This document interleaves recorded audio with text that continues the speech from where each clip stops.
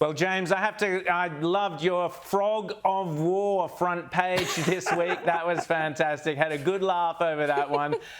So tell us the story, the Frog of War. It was your exclusive there. Tell us about it. Well, yeah, basically that was about messages between Scott Morrison and French President Emmanuel Macron, which put a bit of the lie to Macron's idea that Scott Morrison had, quote-unquote, lied to him about the French submarine deal and the disposition of what was going to wind up happening with that subs deal over the, shifting over to AUKUS and getting nuclear submarines, caused a huge stir and wound up actually fascinatingly being the #1 topic for an entire week that was supposed to be all about climate. So in a weird sort of way, this wound up benefiting the Prime Minister because instead of getting beaten up by everybody over climate and, Australia's sinful emissions and terrible coal, and all of that stuff, instead, Scott Morrison got the opportunity to pick a fight with the French, which, while the Twitter classes may think, that's terrible, who wants to offend the French? We love Macron. He's so dreamy in that custom-made suit, blah, blah, blah. I think ordinary people look at this and say, well, if you're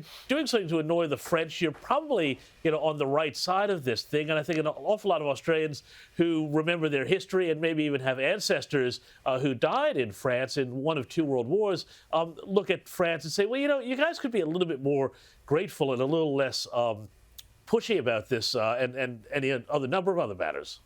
Well, I think, Brits and the descendants of Brits have long got away with declaring war on France as a quick and easy way to distract from other matters closer to home.